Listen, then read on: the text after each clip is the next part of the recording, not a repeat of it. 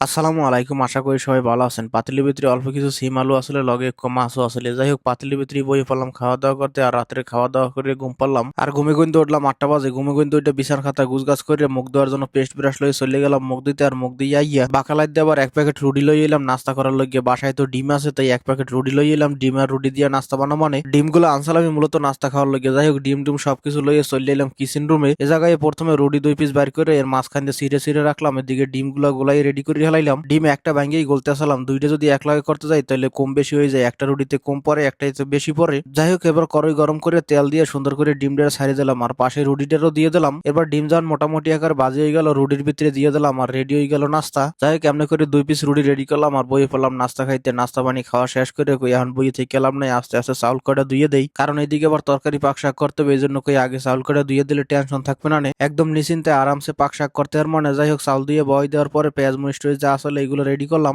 এইগুলো পাকঘর রাখতে দেওয়ার পর চলে এলাম ফ্রিজের দ্বারা। ফ্রিজের ভিতরে বাইর করলাম প্রথমে বিটকুট রান্না রাখছিলাম যে এই 2 পিস, লগে কয়টা কাঁচামরিচ বাইর করলাম। এদিকে ফুলকপিটা বাইর করে দিয়ে ফুলকপি পয়সা যাইতে আছে, কি করা যাবে, কই ফুলকপি আজকের পাক করতাম না, পয়সা গেলে জাগা। এরপর মাছের ফ্রিজে কিন্তু কিছু চিংড়ি মাছ বাইর করলাম। আধা কেজি চিংড়ি মাছ আনছিলাম, এদিকে বাক করে 3 ভাগের 1 ভাগ বাইর করে হেলাইলাম। চিংড়ি মাছ ভিজাইয়ে লগে লগে কোটা শুরু করে দিলাম, কারণ হালকা শক্ত থাকতে থাকতে করতে একটু সুবিধা হয়। আর চিংড়ি মাছ কোটাও একটা বেজার লেখা আছে, এর ভিতরে আবার ময়লা থাকে, বালু বুলু থাকে, সব একদম সুন্দর মতো পরিষ্কার না করলে কিস কিস করবে না, এই জন্য আরামসে কুটে হেলাইলাম। এরপর পেঁয়াজ কাঁচামরিচ আর রসুন টসুন যা আসলে সবকিছু কুটে রেডি করে শুরু করলাম বিটক্রুট করার কাজ। চিংড়ি মাছ দিয়ে এটা একদম সাধারণ ভাবে বাজি করবো, ভিতরে কোনো মশলাপাতি দিতাম না, এই জন্য সুন্দর করে একদম লম্বা লম্বা কুচাই হেলাইলাম। যাই কুচাই নিয়ে কাজ শেষ করে 4-5টার মতো ধোয়া দিয়ে কোনো রকমের লাল রংটা কমাইলাম। এরপর শুরু করে দিলাম পাক শাকের কাজ। যেহেতু ভিতরে কোনো মশলাপাতি দিতাম না, এই জন্য পেঁয়াজ মরিচ আর সুন্দর মতো চিংড়ি মাছ কষাইয়ে ভিতরে দিয়ে দিলাম। আর এটার ভিতরে কোনো পানিও দিতাম না, এমনিতেই নিজের থেকে যে পানি বেরিয়ে এতেই সেদ্ধ হয়ে যাইবে না। একদম সুন্দর মতো লড়াই ছড়াইয়ে যেমনি করলা বাজি করে এমনি বাজি করে হেলাইলাম। এরপর চলে গেলাম গোসল দিতে, আর গোসল টোসল দিয়েই দেখে 12টার উপরে বাজি গেছে, বইয়ে পড়লাম খাওয়া দাওয়া করতে।